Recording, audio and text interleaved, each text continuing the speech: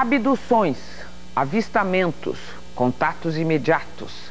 As palavras dos que acreditam que os discos voadores são nossos visitantes habituais revelam um jeito especial de olhar a Terra e olhar o céu. A repórter Marilu Torres conviveu com os ufólogos para nos contar quem são eles e por que decidiram dedicar sua vida aos extraterrestres.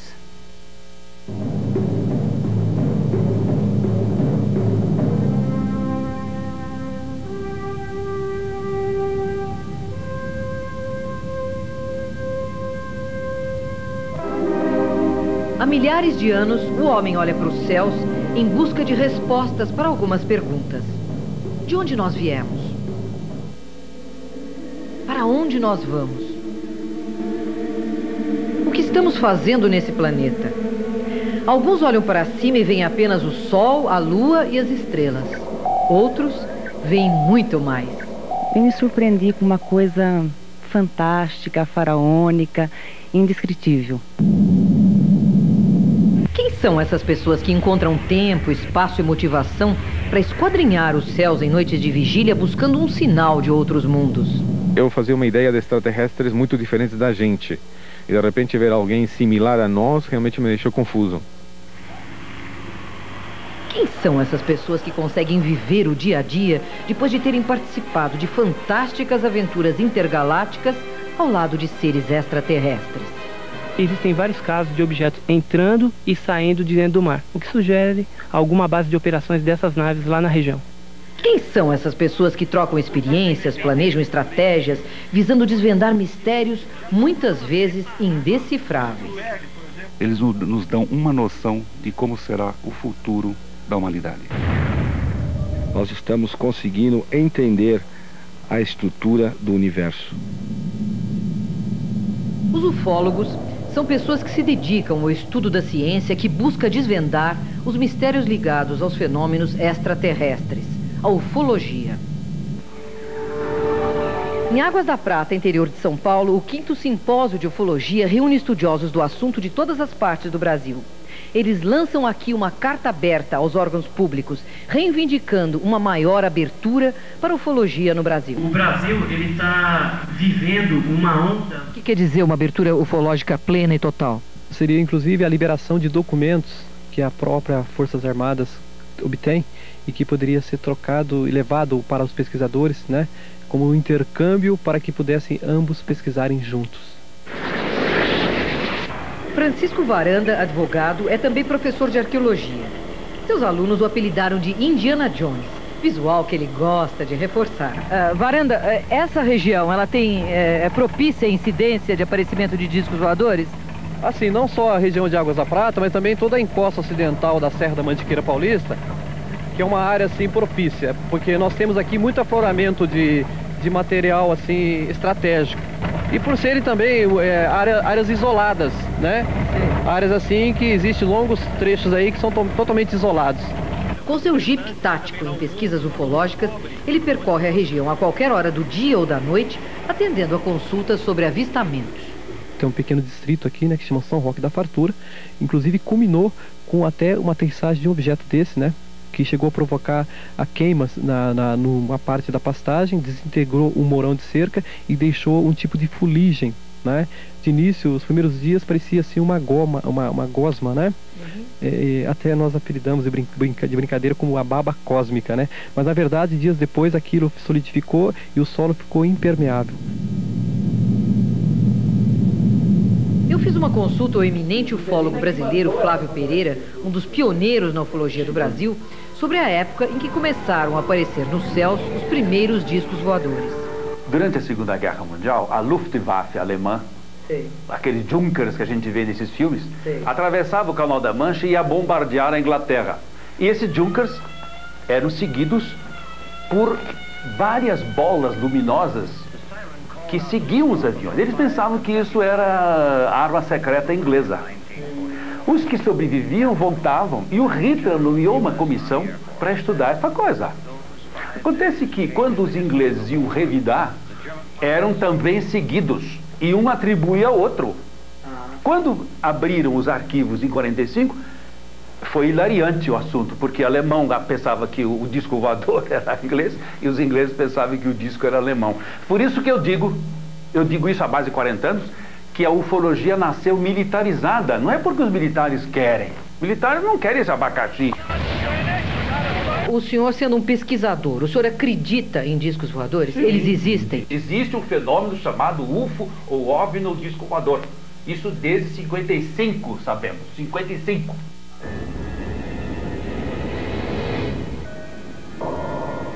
Pesquisas realizadas nos Estados Unidos revelam que 4 milhões de americanos acreditam ter visto pelo menos uma vez discos voadores.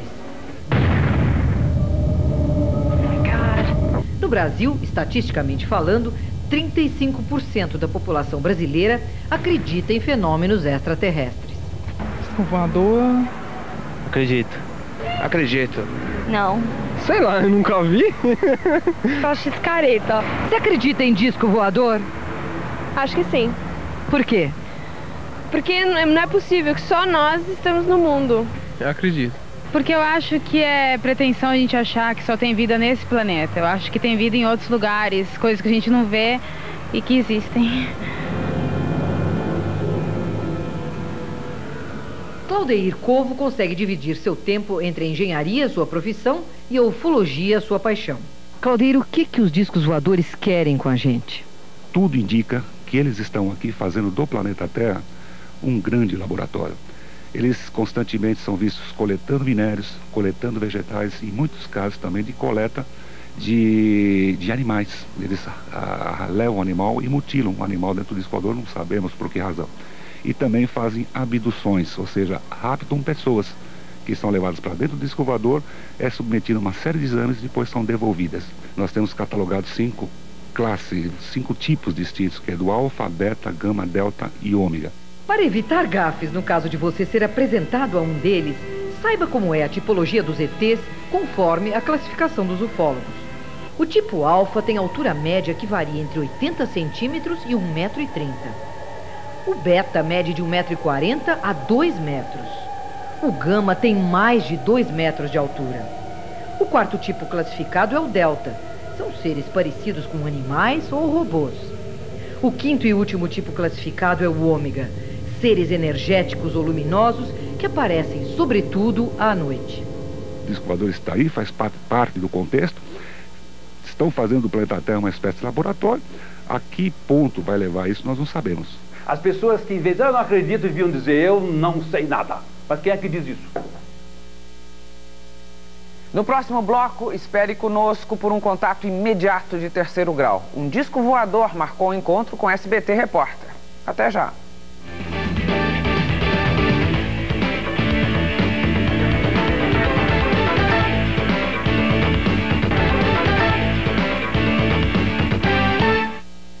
Os contatados são privilegiados entre os que vivem no mundo dos ETs, porque são aqueles que já estabeleceram uma relação com os discos voadores.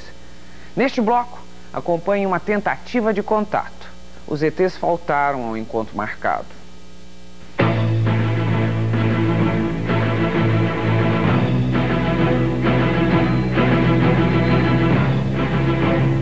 Marcas inexplicáveis no solo. Objetos não identificados no ar. Essas imagens frequentemente são flagradas por cinegrafistas amadores, considerados testemunhas chaves do trabalho de investigação de fenômenos extraterrestres realizado por ufólogos. Além das testemunhas que observam os fatos, há outros protagonistas importantes no mundo da ufologia. São os contatados. A maioria deles afirma estabelecer uma relação direta com entidades extraterrestres. Eu fazia uma ideia de extraterrestres muito diferentes da gente. E de repente ver alguém similar a nós realmente me deixou confuso. Charlie Wells se diz contatado desde 1974. Ele coordena o grupo AMAR, que segundo ele significa integração cósmica, a busca do respeito à própria vida. E o que eles querem é alertar a nossa espécie de que não somente nós não estamos sós, mas o que nós estamos desenvolvendo como tecnologia e sociedade pode vir a incomodar outras espécies, outras culturas que se encontram morando próximos da gente. Foi ele quem pessoalmente me convidou para participar de uma vigília, uma tentativa de avistamento. O encontro marcado na Via Anhanguera tinha todos os ingredientes de uma aventura.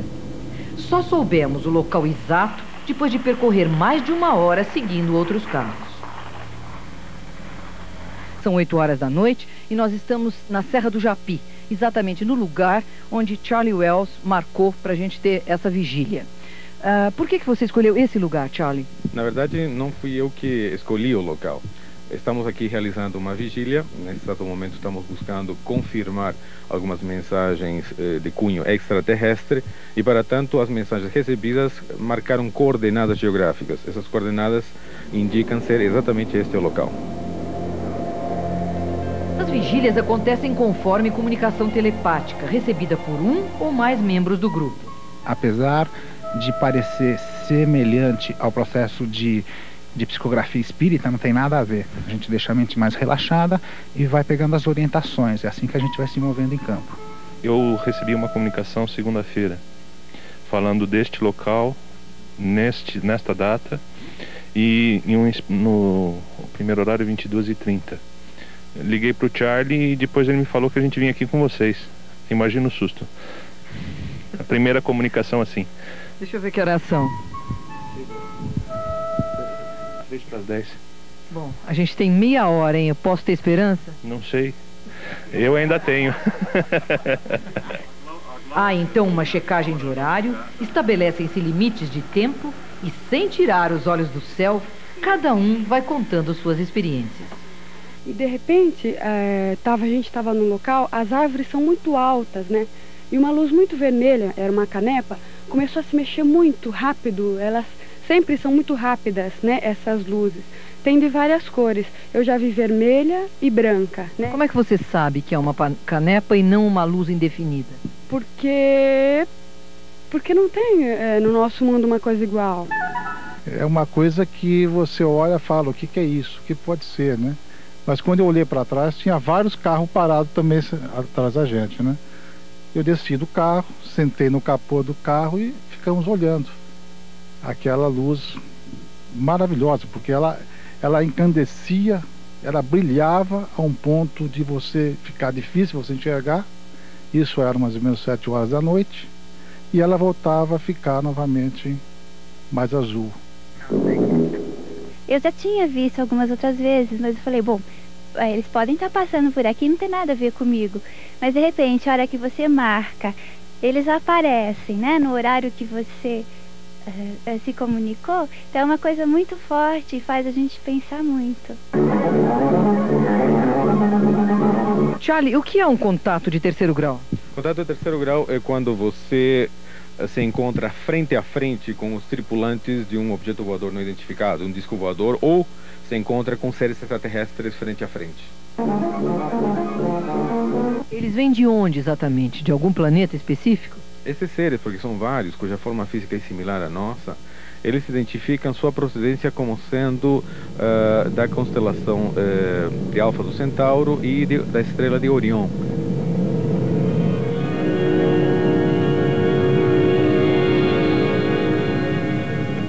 Bom, passaram-se 4 horas e meia aqui no pico da Serra do Japi. A nossa bateria de iluminação terminou. Nós terminamos a noite aqui com as luzes dos faróis ligados. Nós tínhamos 2 horários previstos contatados, às 10h30 da noite, e demos um prazo de mais 2 horas até 00:30. Não aconteceu nada. E daí, Charlie? Eles não quiseram nada conosco? A nossa classificação é que realmente a mensagem não foi nenhum tipo de contato, pelo contrário, provavelmente pode ser alguma sugestão, mas também houveram algumas coisas que coincidiram curiosamente. Então, o que nós faríamos agora novamente? Solicitaríamos que essas pessoas voltem ao processo de contato, busquem novamente uma possível nova comunicação e numa nova oportunidade voltaremos a campo mais uma vez. A observação dos céus pode ser feita sob diferentes óticas. Laerte Sodré, astrofísico do IAG, Instituto Astronômico e Geofísico da USP, Universidade de São Paulo, vê os céus com o olho da ciência. Eu acho que deve existir vida inteligente no universo. Isso não significa dizer que eu acredito em discos voadores, ou que a vida inteligente já tenha chegado à Terra. Eu acredito que disco voador são coisas que as pessoas veem, não sabem interpretar e dizem que são seres de outro planeta. Eu acho que que a grande maioria dessas coisas são estrelas cadentes e outros fenômenos naturais. Eu perguntei ao professor a sua opinião sobre pessoas que dizem manter contato com seres extraterrestres. Isso para mim é religião. Religião, cada um acredita no que quer.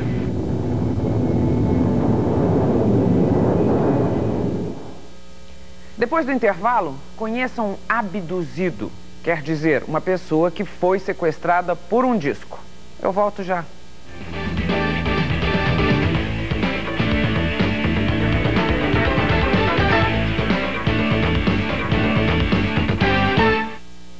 Entre os ufólogos, o caso da aparição do ET em Varginha é uma indicação de que o Brasil transformou-se num objeto de atenção do universo.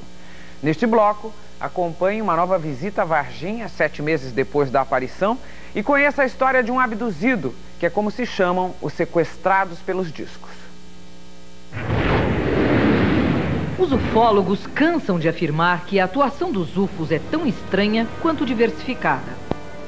Dentre os fenômenos relatados por testemunhas, os que mais impressionam são os casos de abdução, sequestro de seres humanos por alienígenas.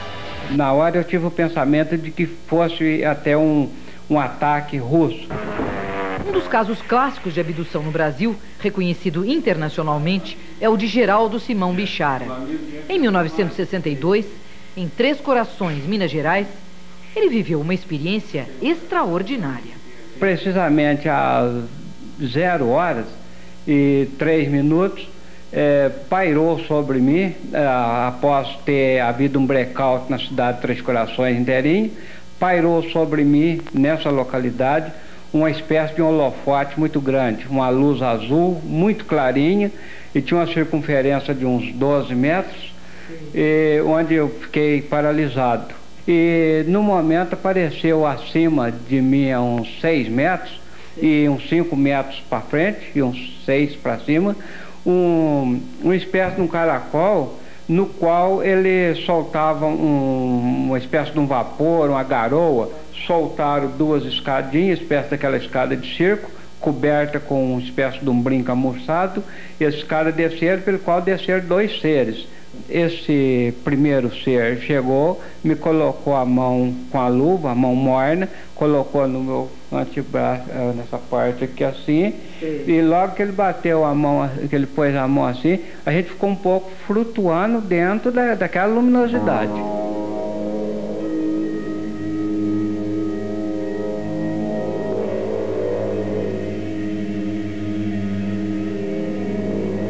Ufólogos são unânimes em afirmar que uma onda ufológica sem precedentes vem atingindo o Brasil neste ano. O caso mais recente, com repercussões internacionais, foi o caso do ET de Varginha, em Minas Gerais. Varginha é uma cidade de aproximadamente 120 mil habitantes. Mas quase ninguém por aqui lembra ter sentido algo estranho no ar no dia 20 de janeiro deste ano, quando uma figura com tipologia extraterrestre apareceu num terreno baldio no centro da cidade. De repente, eu olhei no muro para me ver os nomes que estavam escritos lá, né? Aí na hora que eu olhei tudo assim, que eu olhei para baixo, aí eu vi uma criatura agachada. Era marrom, com os olhos vermelhos, 3 chifres, tinha veia no ombro e parecia ser mole. O Birajara Rodrigues, advogado e ufólogo, uma espécie de consultor ufológico da região, foi fundo na investigação do ET. O avistamento dessas garotas se deu por volta de 15h30 do dia 20 de janeiro de 96. A primeira testemunha militar que nós conseguimos contatar e ter um depoimento militar da ativa nos afirma que o Corpo de Bombeiros da cidade de Varginha capturou uma criatura na mesma data de 20 de janeiro, às 10h30, às 10h30 da manhã, a 3 quadras abaixo de onde as garotas avistaram. Esta criatura estava viva, emitia um som semelhante ao zumbido de uma abelha, estava abobada, estava sentindo-se mal visivelmente, e foi transportada para as instalações da ESA, da Escola de Sargento das Armas de Três Corações. O Exército nega veementemente tudo isso. O Corpo de Bombeiros nega, o Exército nega, os hospitais negam, a Polícia Militar nega.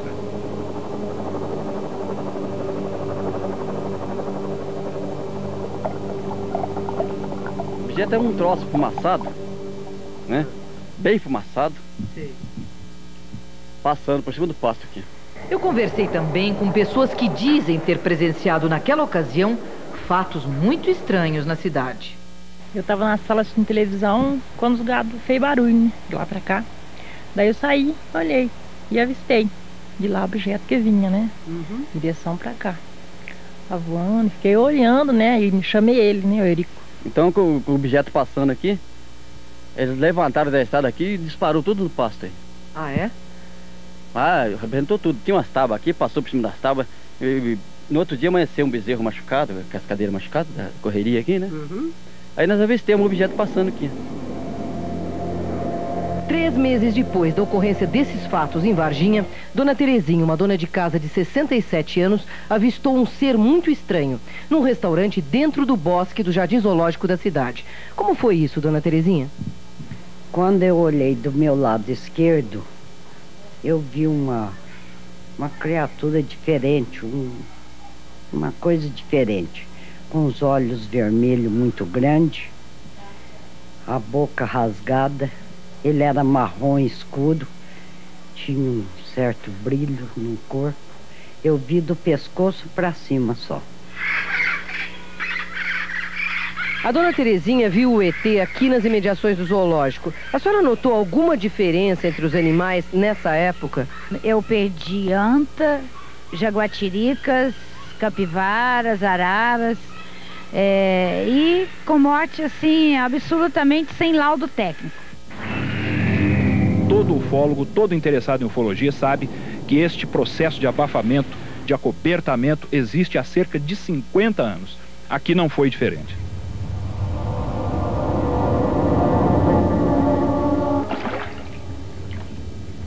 Casos de autópsias de ETs, abduções envolvendo contatos sexuais, desaparecimentos inexplicáveis de aviões e pessoas são temas que já foram explorados à exaustão pelo cinema. A partir da década de 70, a indústria cinematográfica começou a mudar o conceito do mundo em relação aos extraterrestres. Eles teriam alma, coração e intenções acima de qualquer suspeita. Mas será que a ternura rende menos bilheteria que o medo? A resposta vem aí. O filme Independence Day, Dia da Independência, estreia amanhã no Brasil e retoma a tradição de extraterrestres mal intencionados que querem dominar o nosso planeta. Só nos Estados Unidos, esta história de ETs ameaçadores já rendeu 225 milhões de dólares em um mês, contra 370 milhões no mundo inteiro do inesquecível ET de Steven Spielberg.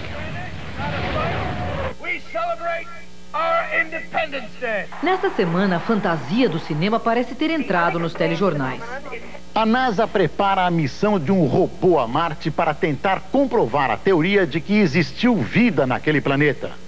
Os detalhes da descoberta... Mesmo que isso se comprove, há uma distância enorme entre um micro-organismo, como o encontrado na rocha marciana, e uma inteligência superior, mais desenvolvida do que nós, capaz de transpor bilhões de anos-luz para visitar nosso pequeno planeta na periferia da Via Láctea. Acreditar ou não acreditar é questão de cada um. Agora, que caçar discos voadores é um jeito de tornar a vida bem mais divertida, isso é. Boa noite e até a semana que vem.